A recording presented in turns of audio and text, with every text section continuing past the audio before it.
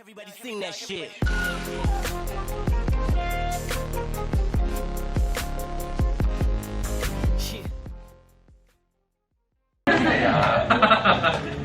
쌤 군대에서 내가 세례 받으려고 그 얘기 해줬어?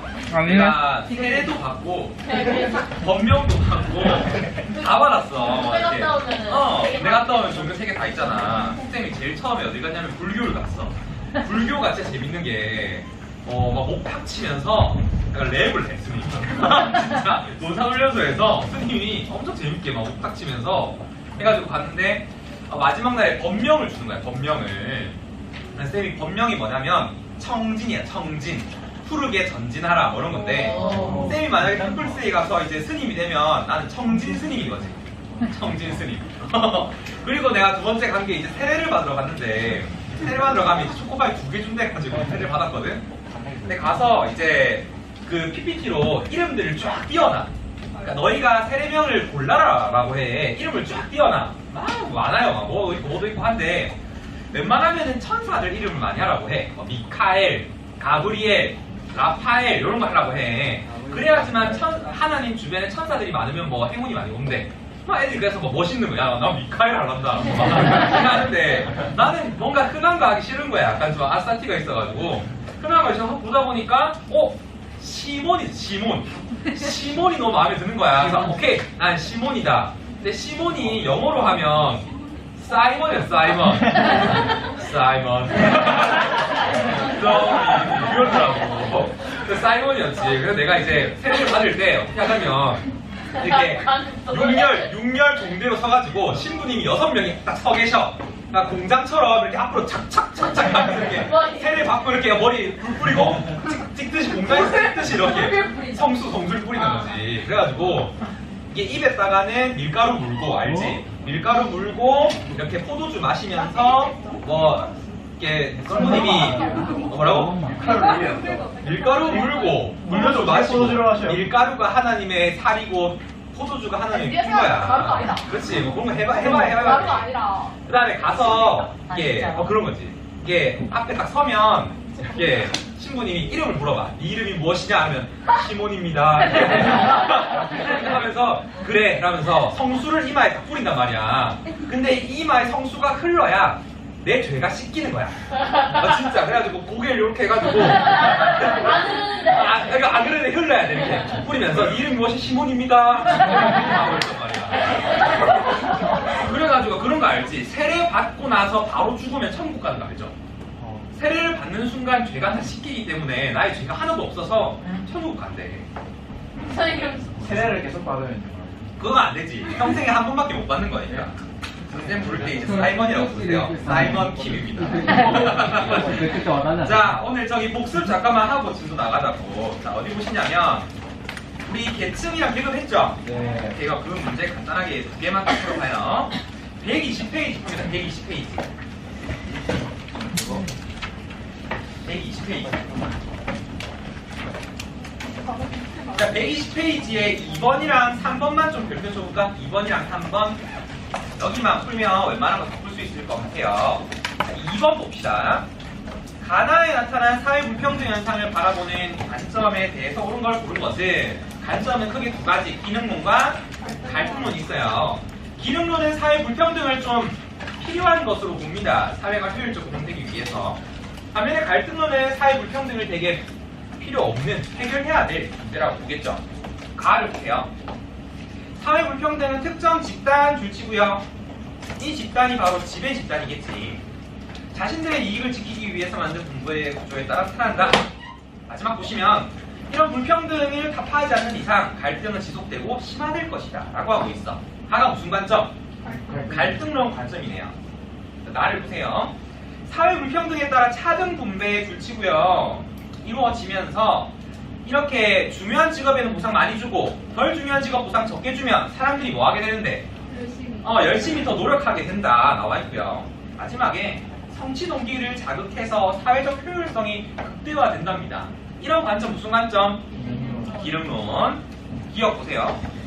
가의 관점은 불평등을 필수 불가결하다 본다. 필수 불가결하다 보는 것은 기능론입니다. 불가피하다 보는 것. 자, 니은. 나의 관점은 불평등이 유지와 발전에 기여한다고 본다. 기능론 관점이다. 그죠? 하는 말이고. 디귿. 가와의 관점은 나와 달리 불평등이 보편적 현상이라 본다. 그리고 보편적이라고 보는 것은 둘의 공통점이에요. 공통점. 둘 다 보편적이라 봅니다. 그렇지만 한쪽은 불가피하다라고 보는 거고 한쪽은 불가피하지 않다라고 보는 거죠. 자, 미을. 나는 가와 달리 배분 기준은 사회 전체적 합의로 만들어졌다 본다. 맞나요? 네. 오케이. 갈등론은 누구의 합의로 만들어졌다 보겠어? 지배 집단의 합의로 만들어진다라고 보겠죠. 그래서 정답 4번이고요. 오른쪽에 3번 보세요. 자, 계층화 현상을 설명하는 이론이라고 하면 계급 이론과 계층 이론이 있습니다. 계급 이론은 계급이 단 두 가지. 뭐랑 뭐? 자본을 가진 사람 뭐라 불러요? 자본과 없는 사람을 노동자 이렇게 부르죠. 반면에 계층 이론은 계층을 되게 다양한 요인으로 구분합니다. 정치, 경제, 사회적 요인에 따라서요. A를 봅시다. 사회 계층화를 다양한 요인에 의해 범주화한답니다. 그럼 A가 계급이야, 계층이야? 계층 써주시고. 자, 반면에 B는 생산 수단의 소유를 둘러싸고 이런 사람들의 집합체로 본답니다. 그럼 B가 계급이 되겠죠. 기억 보세요, 보기에. A는 B와 달리 다원론을 바탕으로 한다. 맞나요? 네. 오케이, 맞아요. 계급론은 이론론을 바탕으로 하겠죠. 경제 이론론. 그다음 니은. A는 B와 달리 지위불일치 현상을 설명할 수 없다가 아니고 그치 있다라고 해야죠. 틀렸습니다. 디귿. B는 A와 달리 구성원 간의 강한 연대의식, 소속감, 계급의식을 강조하는 거 맞나요? 네. 오케이. 그 이유가 뭐라 그랬어? 뭐가 불가능하니까? 사회 이동이 불가능하기 때문에 그렇습니다. 자, 리을이요. 모두 사회 계층화를 연속적으로 나타난 서열화로 본다. 여러분, 연속적이란 말은요, 상층과 하층 사이에 뭐가 존재한다? 중층이 존재한다라는 거야. 그렇게 보는 거는 계층론밖에 없어요. 정답은 2번 보시면 되겠습니다. 할 수 있겠지? 네. 나머지는 다 여러분 풀 수 있을 것 같고, 넘겨서 124페이지를 보세요. 자, 124페이지 보시면 사회 이동 그리고 계층 구조에 대한 문제가 나옵니다. 여기가 이제 사회문화의 꽃이라고 할 수 있는 표문제가 나오는 단원이 될 거예요. 그래서 이걸 맞추면 1등급, 틀리면 2등급 되는 단원이 여기인데 우리 6반은 전부 다 1등급 받아야 되니까 쌤이 단계별로 나눠가지고 천천히 할게요. 그래서 이 표문제 단원을 쌤이 3시간 다 준비했단 말이야. 오늘은 가장 기본 기초에 대해서 배울게. 자, 첫 번째는 사회 이동이 무엇인지부터 배워보겠습니다. 사회 이동. 자, 사회 이동은 총 3가지 기준이 있는데요. 첫 번째는 이동의 방향에 따라서 2가지로 나뉘는데, 첫 번째가 수평 이동이라는 게 있고요. 두 번째는 수직 이동이라는 것이 있습니다. 수평 이동과 수직 이동. 자, 수평 이동은 말 그대로 동일한 지위지만 다른 이름으로 바뀌는 것, 이런 걸 수평 이동이라 불러요. 예를 들어서 우리 학교의 인성 부장 선생님이 똑같은 부장인데 다른 부장으로 바뀌는 거야. 교무부장 선생님으로 바뀌는 거, 이런 거는 수평 이동이겠죠. 똑같은 지위가 바뀌는 거. 자, 반면에 수직 이동이라고 하는 것은 이제 위아래로 바뀌는 것입니다. 한 회사의 사원이었던 사람이 정말 열심히 일해가지고 회장님이 되었어. 이런 거는 수직 이동이겠죠. 기분 좋겠다, 그지? 이런 사람 있거든. 그 삼성의 이부진이랑 결혼한 남자가 원래 평사원이었단 말이야. 근데 그 삼성 이건희 회장의 딸의 마음에 들어가지고 바로 승진 한 사람이 있단 말이야. 결국 이혼했어. 자, 어쨌든 이런 거는 수직이동 중에서 상승이동이야, 하강이동이야? 상승이동이라고 하겠죠. 상승이동. 아니면 하강이동도 있습니다. 수직이동은 상승이동과 하강이동을 둘 다 포함하는 거예요. 하강이동이라고 하면 이런 거 있겠죠. 왕이었던 사람이 거지가 되는 그런 사례 아니겠죠.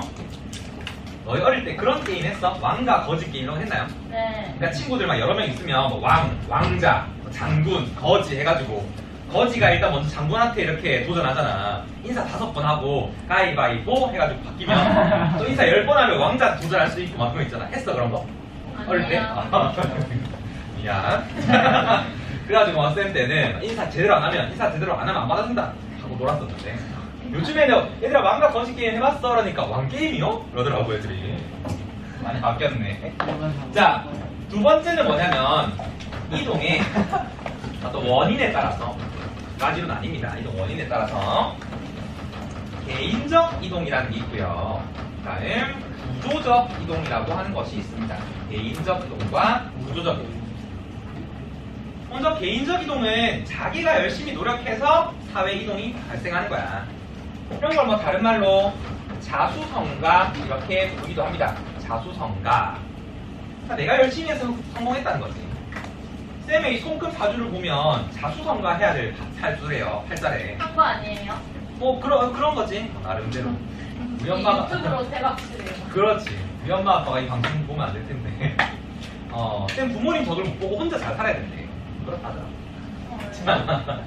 그다음 구조적 이동이라고 하는 것은 예를 들면 시민혁명을 통해서 내 위치가 변하는 것, 이런 것은 구조적 이동입니다. 그래서 두 가지 구분 잘 하시고, 세 번째가 뭐냐면 이동의 어떤 범위에 따라서 두 가지로 나눕니다. 이동의 범위에 따라서 범위를 굉장히 좁게 본다면, 그 한 사람에 집중해서 본다면 세대 내 이동이라 부르고요.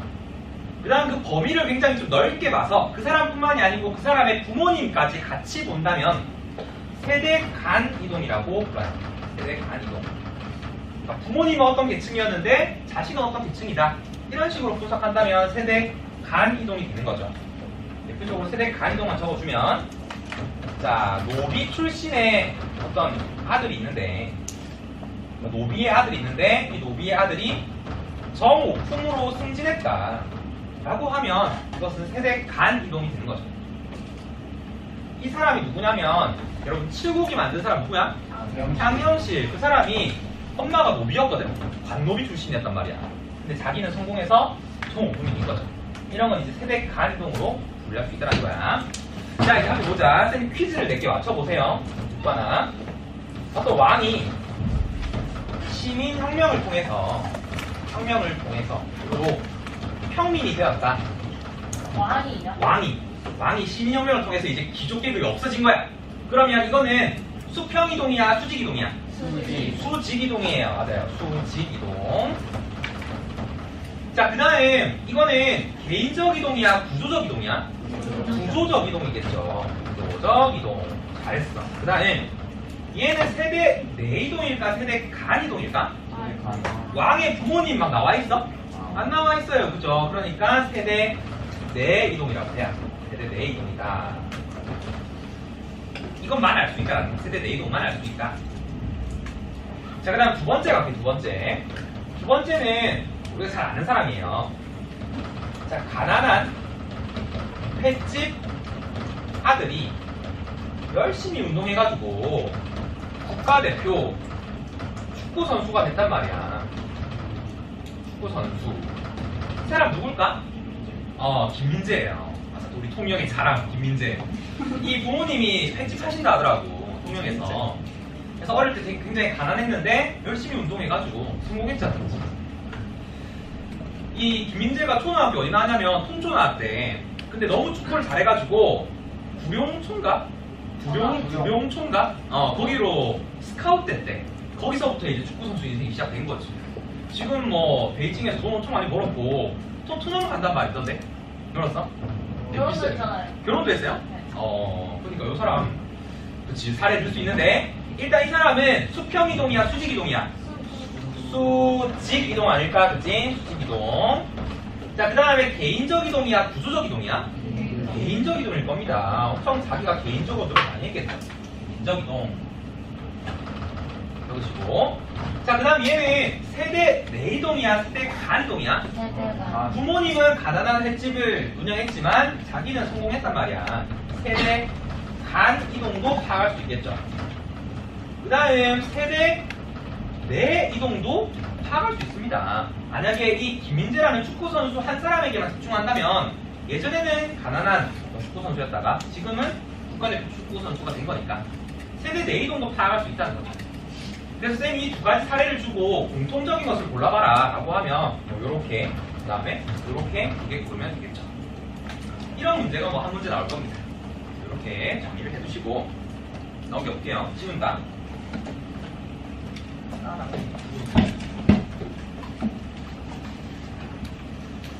자, 이건 이제 뭐 기본적인 거였고 지금부터 하는 걸 잘 들어주세요.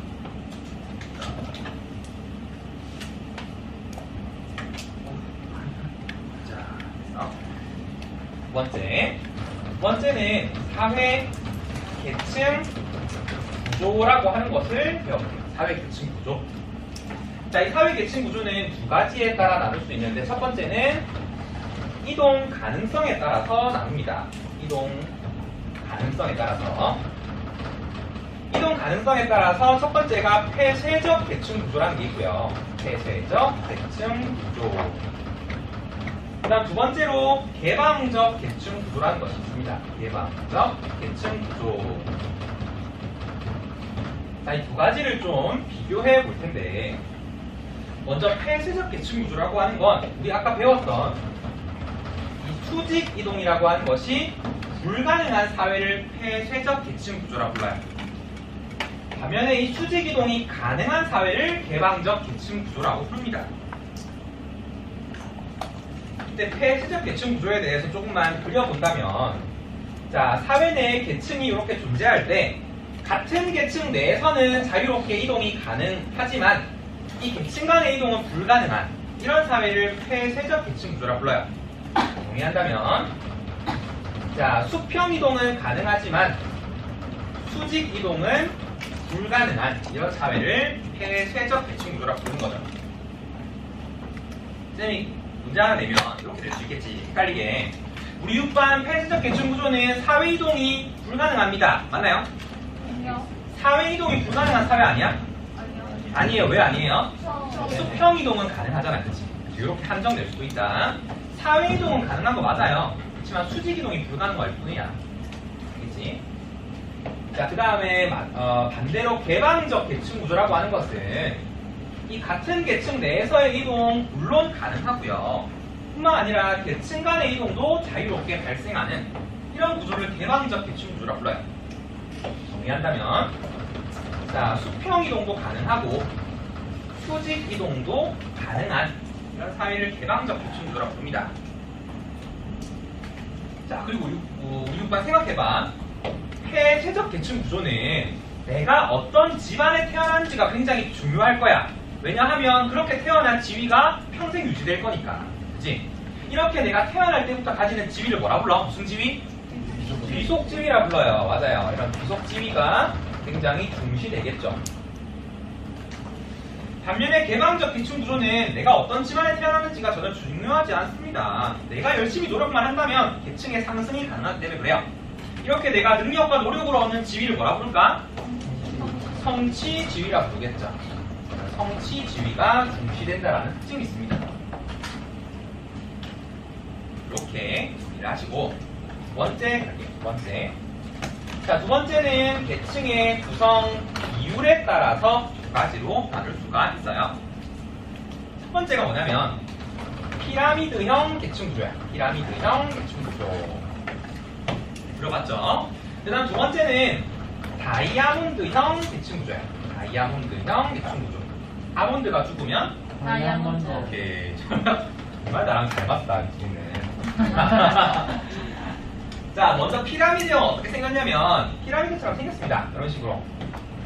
다이아몬드형 계층 구조는 다이아몬드처럼 생겼겠죠? 이런 식으로. 자, 이때 피라미드형 계층 구조는 계층을 상중하로 나눴을 때 어떤 계층이 가장 많은? 하층이 가장 많은 구조를 피라미드형 계층 구조라 불러요.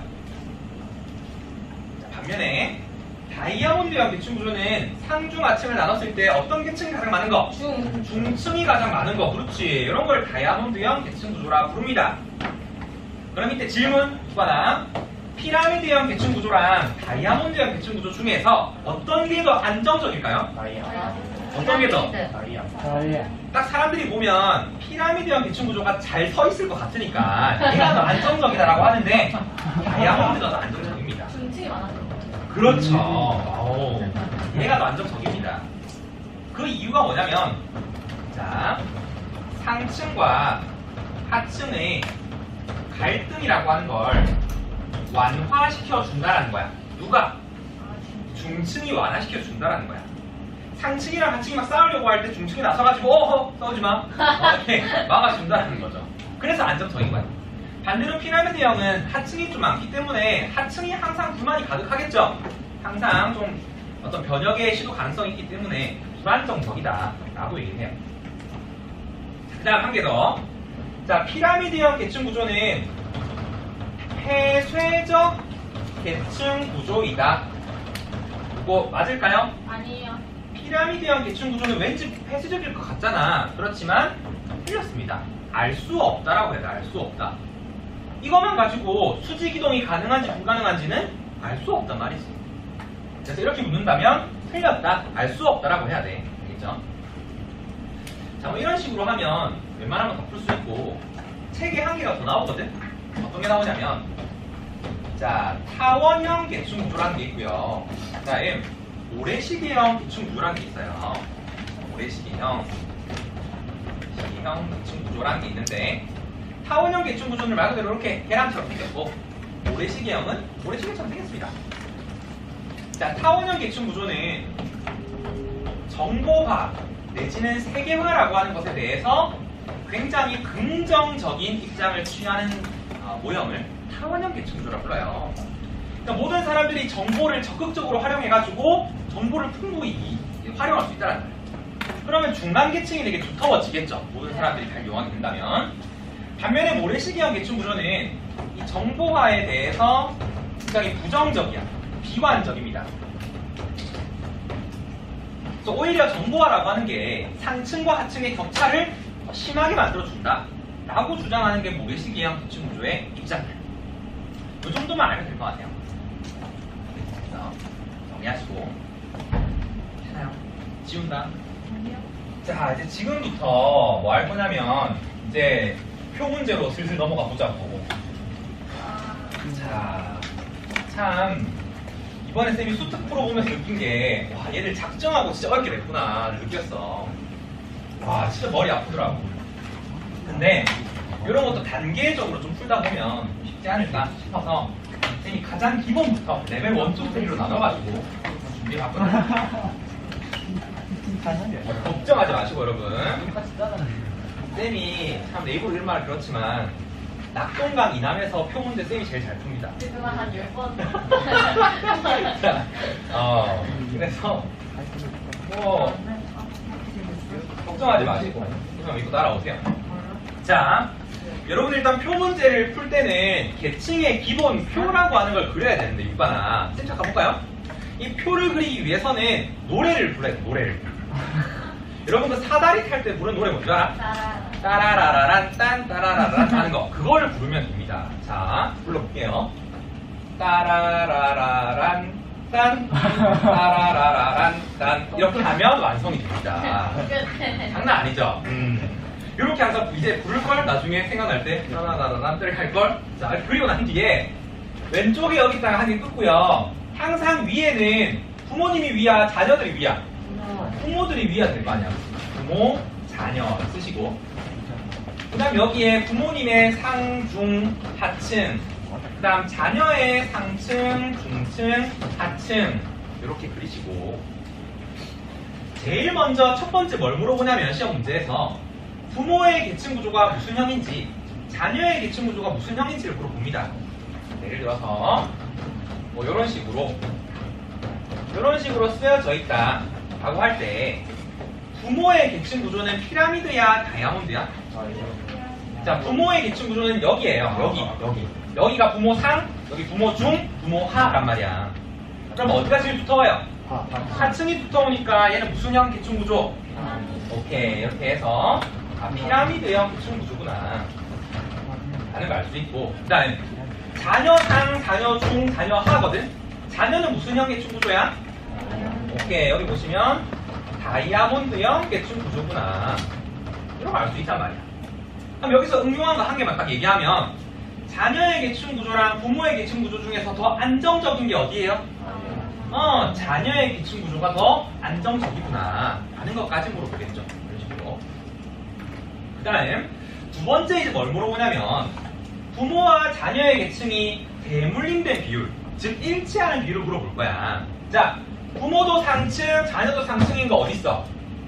여기 있잖아, 여기, 그치? 네. 여기. 그 다음 부모도 중층, 자녀도 중층인 거 어딨어? 여기. 자, 부모 하층, 자녀 하층인 거 여기. 이 대각선을 다 더하게 되면 계층의 대물림 비율이라고 하는 것이 나옵니다. 대물림 비율이라고 하는 것이 나올 거야. 됐나요? 이게 첫 번째. 그 다음 얘들아, 만약에 계층의 이동 비율을 구하라고 했어. 이동 비율. 계층이 이동된 비율. 그럼 어떻게 계산해? 전체 100%에서 대물림된 거 빼면 되는 거 아니야? 그렇지. 그러면 이동한 비율이 나오겠죠. 이게 이제 두 번째. 또 세 번째가 뭐냐면 이번에는 상승 이동한 비율을 물어볼 거야. 자녀가 부모에 비해서 상승한 사람들. 자, 부모가 상층이었는데 얘보다 더 높이 올라갈 수 있어, 없어? 없어요. 그건 없어. 그 다음에 부모가 중층이었는데 상승 이동했으면 자녀가 무슨 층으로 갔을까? 상층으로 갔겠죠. 여기 얘기하는 거야. 그 다음 부모가 하층이었는데 자녀가 상승했으면 어떤 층으로 갔겠어? 또 중층이나 상층으로 갔겠죠, 자녀가. 그래서 여기에 이 기역자 모양 여기를 다 더하시게 되면 자녀의 상승이동 비율이 나올 겁니다. 상승이동 비율. 할 수 있겠죠? 그 다음 이번에는 하강이동 비율을 계산할 거야. 하강이동. 부모가 상층이었는데 자녀가 하강했다라고 하면 무슨 층으로 갔을까? 중층이나 하층으로 갔겠죠. 여기랑 여기로 갔겠죠. 그 다음 부모가 중층인데 하강했으면 자녀가 무슨 층? 하층으로 갔겠죠. 여기 니은 모양 여기를 다 더하시게 되면 자녀의 하강 이동 비율이 나오게 될 겁니다. 이거 계산하라고 하는 게 두 번째 단계가 되는 거예요. 쉽죠? 할 수 있겠죠? 그 다음 이제 마지막으로 묻는 게 뭐냐면 이게 좀 골치 아픈데, 자, 부모 계층 대비 자녀와 부모의 계층이 일치하는 비율을 구하세요 라고 할 거라고. 그래서 이러면 어떻게 하느냐, 일단 기준이 부모 계층이다, 그지? 부모 계층의 상층 중에서 일치하는 비율, 그리고 중층 중에서 일치하는 비율, 하층 중에서 일치하는 비율, 이 세 가지를 다 구해야 됩니다. 자, 예를 들어서 여기를 A, 여기를 B, 여기를 C라고 할게요. 일치하는 사람들을 A, B, C 이렇게. 그럼 먼저 부모 계층 상층, 부모 상층이 총 몇 명인데? 상층 20명이다, 그치? 이 20명 중에서 부모 자녀가 일치하는 사람 몇 명? A명 곱하기 100을 하면 일치한 비율이 나옵니다. 상층의 일치 비율. 그 다음에 중층을 보시면 부모 중층이 총 몇 명이야? 예를 들어 100명이라 치고 30명이다, 그치? 그럼 30명 중에서 일치한 사람 몇 명? B명 곱하기 100을 하면 비율이 나온다는 거야. 그 다음에 하층을 보시면 부모 하층이 총 몇 명? 50명 중에서 일치한 사람이 C명일 거야. 곱하기 100을 하면 비율이 나온다는 거죠. 그래서 어떤 게 제일 큰지 말해보세요. 물어보겠죠. 자, 두 번째는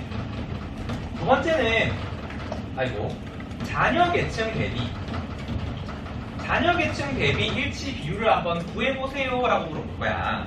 그럼 이번에는 기준이 자녀니까 자녀 상층, 중층, 하층을 기준으로 분석하는 거야.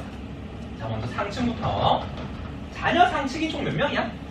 20명. 좋아요. 20명 중에서 일치한 사람이 A명 곱하기 100을 하면 나오겠죠. 그 다음 중층. 자, 중층은 자녀 중층 총 몇 명? 50명 중에서 일치한 사람이 B명 곱하기 100 이렇게 하면 나오겠죠. 그 다음 하층. 자녀 하층 총 몇 명? 30명 중에서 C명이 일치할 거야. 그 중에서 곱하기 100을 하면 비율이 나오겠죠. 이런 식으로 구해가지고 어떤 게 제일 큰지를 말해보세요 라고 문제가 나올 거라는 거지. 이거 할 수 있겠죠? 오케이. 이까지가 오늘 할 거야.